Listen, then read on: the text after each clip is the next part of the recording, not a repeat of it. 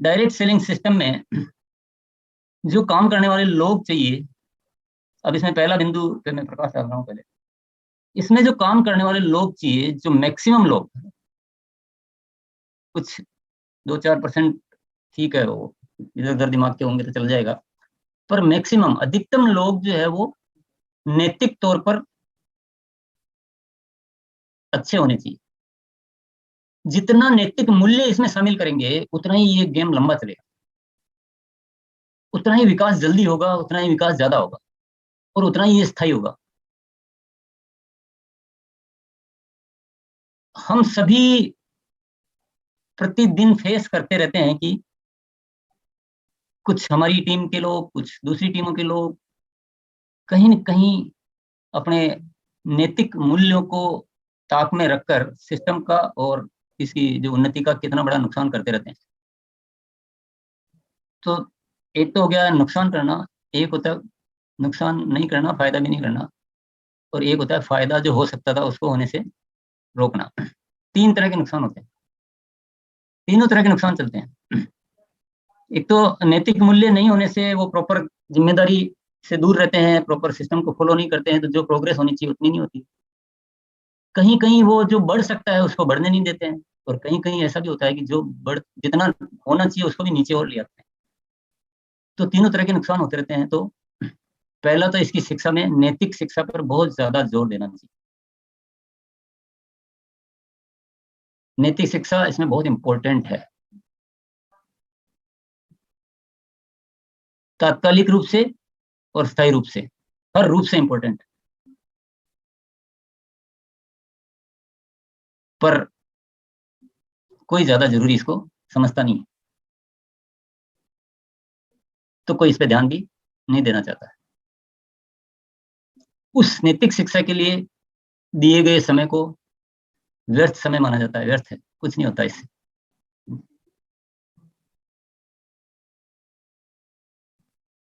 तो अब मैंने तो अपना पॉइंट रखा है ना, अब ये सबको अपना अपना सोचना कि इसको बिना इसके कितना लंबा चल पाओगे, कितना क्या कर पाओगे, आप अपना अपना देख लीजिए। अभी दूसरा पॉइंट पे आता हूँ मैं।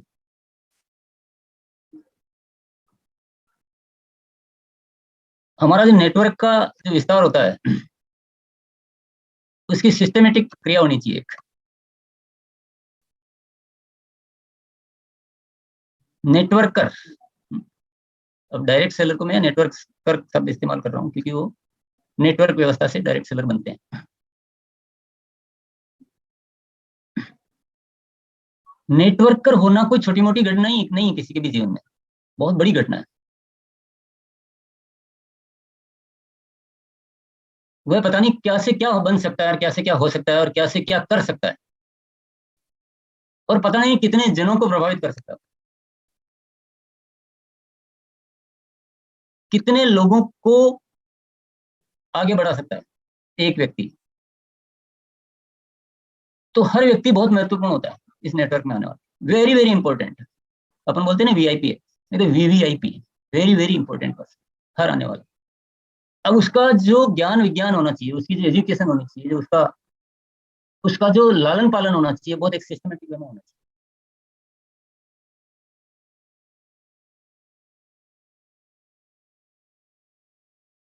कोई भी नया व्यक्ति का एजुकेशन जो है क्रमवार होना चाहिए।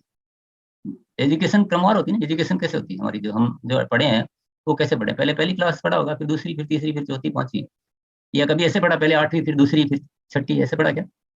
ऐसे पढ़ते तो कैसे होते अपन, ऐसे पढ़ते तो कैसे होते? अपने आप के बारे में हम सोच सकते हैं कि पहले 9वीं क्लास पढ़ लिया सीधा, उसके बाद पहली में आ गए, फिर एकदम छठी में आ गए, कैसे हालात होते हैं हमारे। क्रमवार एजुकेशन होती है कि जब तक पहली नहीं पढ़ लेता है तब तक वह दूसरी को पढ़ने के काबिल नहीं होता है, जब तक दूसरी नहीं पढ़ता है तब तक तीसरी के काबिल नहीं होता है। और लेकिन क्रमवार पढ़ते पढ़ते एक इंसान जिसको कुछ भी नहीं आता था, एबीसीडी भी नहीं आता था, वही इंसान को क्रमवार पढ़ाते पढ़ाते उसको डॉक्टर बना दिया, उसको इंजीनियर बना दिया, उसको सीए बना दिया, उसको जाने क्या क्या बना दिया। क्रमवार एजुकेशन। तो हमारे यहाँ भी क्रमवार डेवलपमेंट होना चाहिए, उसमें एजुकेशन भी आ जाता है, उसमें कुछ और चीजें भी आ जाती है, क्रमवार डेवलपमेंट होना चाहिए।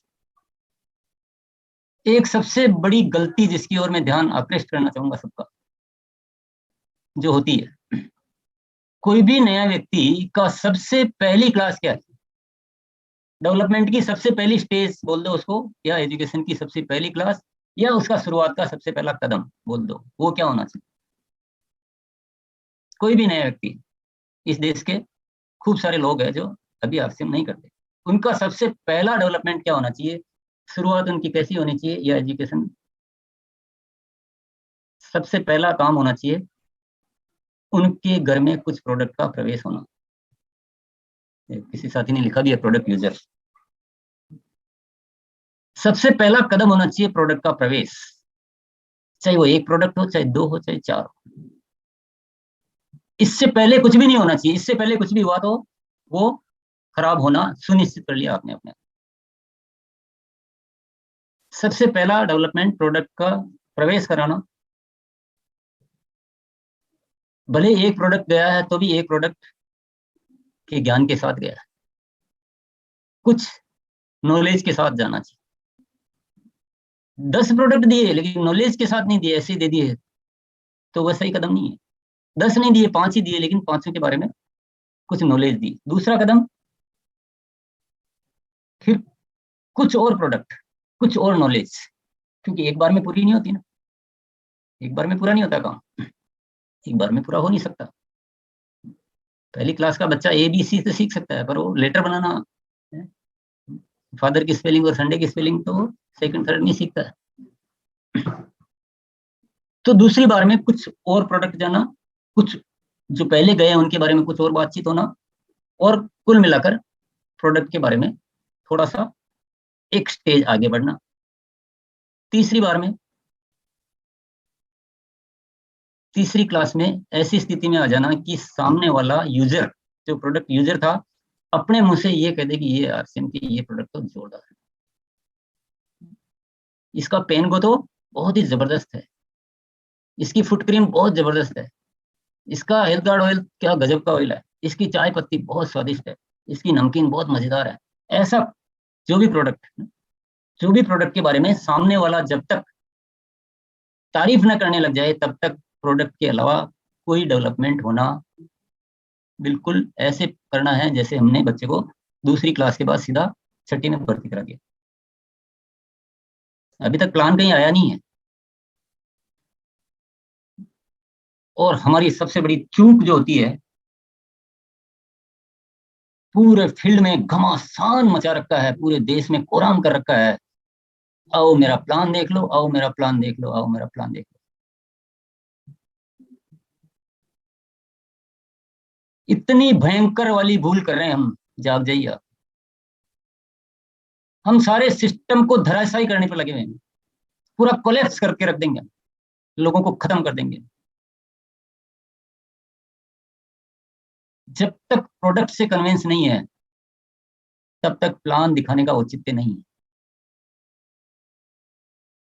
तब तक प्रोडक्ट से कन्विंस नहीं है तब तक प्लान दिखाने का औचित्य नहीं है, नहीं है, नहीं है। पर प्रोडक्ट देने में तो पसीने छूटते हैं ना, प्लान दिखाना आसान लगता है, जैसे उसमें तो कुछ मेहनत करनी नहीं पड़ती है।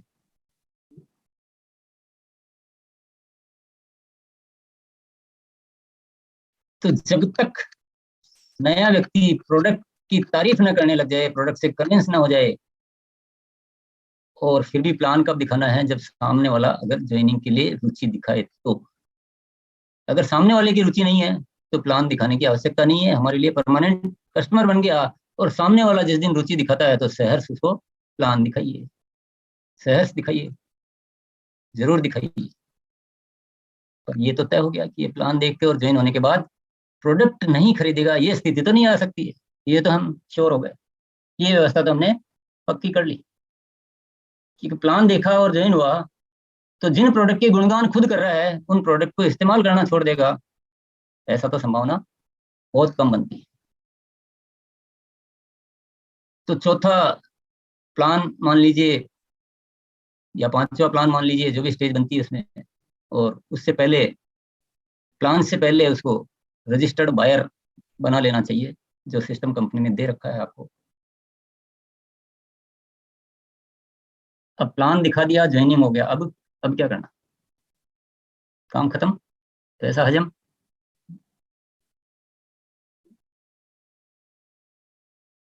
अभी कुछ नहीं हुआ है, अभी तो नर्सरी से पौधा लाए हैं, बगीचे में लगाना बाकी है अभी। प्लान दिखाएंगे, ज्वाइनिंग का सिस्टम बताएंगे, और फिर आपके पास वो अलग अलग डेवलपमेंट स्टेज वाइज सारा नोटेड होना चाहिए कि पहली बार की मुलाकात में उसको ये चीज़ें बतानी है, क्वालिटी टीम बुक बतानी है, ज्वाइनिंग में क्या क्या सावधानियां रखनी होती है बतानी है, फीडिंग कैसे करनी है, आपको बिजनेस कैसे दिखेगा, मार्केटिंग प्लान कैसे कैलकुलेशन होती है। ये आप अपने निजी अनुभव से ये डिसाइड कीजिए कि फर्स्ट में क्या बताना।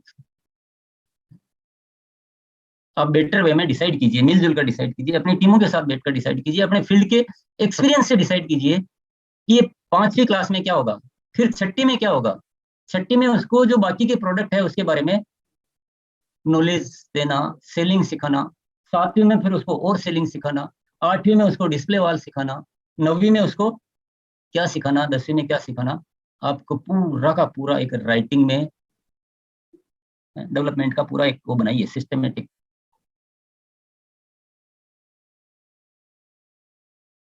कैसे कोई व्यक्ति नेटवर्किंग नहीं करेगा और कैसे कोई डायरेक्ट सेलर रॉयल्टी पे नहीं आएगा और कैसे कोई बैठ जाएगा, कैसे हो सकता है? हो कैसे सकता है? होने दे रहे हैं इसलिए हो रहा है, हम कर रहे हैं इसलिए हो रहा है। हमने कोई स्थायी तरीके पे काम करने का सोचा ही नहीं। हमको तो अभी बस सितंबर में कैसे आ जाए उस पर सोचा, सारा दिमाग उस पर लगाया। सितंबर निकल गया, बिजनेस करना भूल गए, फिर मार्च आएगा जब सोचेंगे।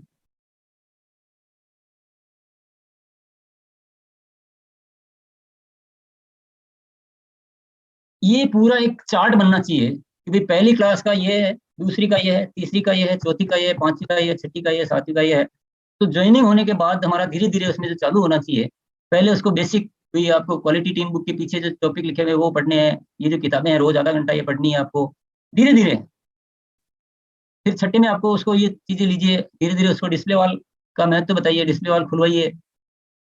तो ये पूरा एक सिस्टमेटिक पैकेज होना चाहिए, पूरी टीम में पता होना चाहिए कि ये प्रणाली है काम करने, एक एक बच्चे को पता होना चाहिए। अब इसमें आप क्या छूट है और क्या छूट नहीं है, ये और समझने का विषय है।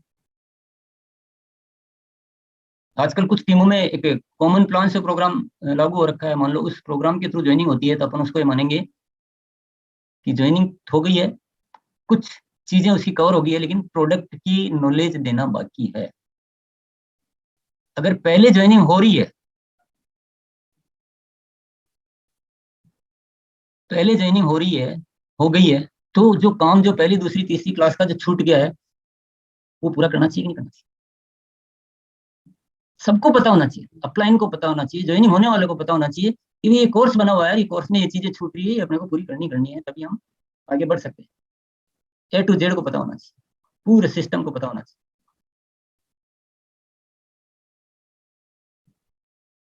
आगे का ऐसा फिर पूरा थोड़े दिन बाद वो अपलाइन बन जाएगा, तो अपलाइन की क्या रिस्पॉन्सिबिलिटी होती है, क्या करना है, वो थोड़ा सा सोच समझ के बैठ के ये पूरा का पूरा कोर्स सिस्टमेटिक वे में बनना चाहिए। उसमें से अगर कहीं कोई कारणवश बीच की कोई चीज छूट रही है तो वो तो पूरी करनी ही पड़ेगी।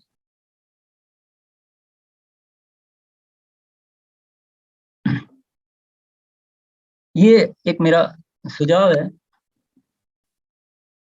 और बहुत सोच समझ के और बहुत अनुभव के आधार पर, और जो इस सिस्टम की जो भावना है, इस आरसीएम की जो मूल उद्देश्य है कि खुशहाल यहाँ पर हर जन हो, सुख शांति से पूर्ण जीवन हो, और ये पूरे राष्ट्र के प्रति जो एक भावना है, उस उद्देश्य को पूरा करने के लिए एक सिस्टमेटिक एजुकेशन का ये सुझाव भी है मेरा।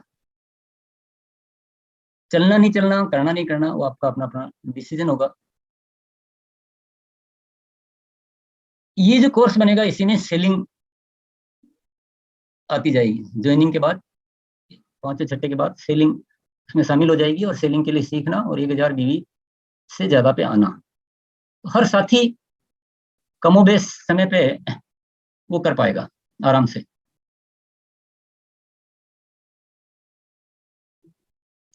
अब हमारे यहाँ क्या समस्या क्या है कि जब भी हम सिस्टमेटिक एजुकेशन की बात करते हैं तो लोग बहुत दूर चले जाते हैं। हमारे यहाँ अनसिस्टमेटिक बात को लोग पसंद करते हैं। बस कुछ नहीं, बस अभी सितंबर आ रहा है तो सितंबर में सब अपनी अपनी लिस्टें बनाएगा जी, कौन क्या करेगा, कौन क्या करेगा, कितनी वाइटल पिन आएगी, कितनी आएगी, ये बस सारा उस तरह की बातें। और या आपने ये किया, ये किया, भले वो एक बार बिजनेस ला के रख ले, वापिस 2 साल तक उस बिजनेस पे नहीं पहुंचे तो भी 2 साल तक उसको माला बनाते रहो, ये करते रहो। अनसिस्टेमेटिक चीजों से खुश हो रहे हैं और खुश दिखने की कोशिश कर रहे हैं, क्योंकि ये डिजिटल की दुनिया है, नियंत्रण होने के बाद नियंत्रण करना पड़ता है। कोई बात नहीं। Thank you. और एक प्रयास चल रहा है सेलिंग, क्योंकि सबसे बड़ा अगर 4 स्तंभ की बात करें हम, तो 4 स्तंभ में सबसे बड़ी ताकत है प्रोडक्ट कंजम्पशन को, यानी आम भारतीयों तक प्रोडक्ट कंजम्पशन होगा तभी हमारा सिस्टम बड़ा होगा। तो उसके ऊपर हम बात करते हैं सुबह 4 बजे के प्रोग्राम में। तो संख्या भी वहाँ पे बड़ी है, लगभग 20 लोगों से शुरुआत था कारवा, लगभग 35-30-40 के समथिंग गया, और 2 बजे 9 बजे के प्रोग्राम में 50 तक संख्या हो गई। और जो सर ने बताया था 1000 बिजनेस वॉल्यूम, तो वो लगभग लोग ऐसे भी निकल रहे हैं वहाँ, 5-5 हज़ार बिजनेस वॉल्यूम भी पर डे का कर रहे हैं। और रिटेल प्रॉफिट के ऊपर मैं उनसे काम करवा रहा हूँ सभी लोगों से। और कुछ लोग सर ज्वाइनिंग करवाते हैं बिना पहचान के भी, वो पुरानी आदत है, वो बैठी हुई है लोगों में बिना प्रॉप के जानकारी। सर मैं तो सेलिंग नहीं किया, 2 लोगों की ज्वाइनिंग करवा के उनके 2-2 हज़ार का बिल कटवा के आ गया। तो वो पुरानी आदत है, उसके ऊपर मैं प्रयास कर रहा हूँ। और एक मैनुअल भी बताता हूँ मैं, क्योंकि इस दुनिया का सबसे बड़ा जो हम अदृश्य बात करते हैं वो पैसा है। तो मैं एक पैसे की अफर्मेशन करवाता हूँ सुबह सुबह।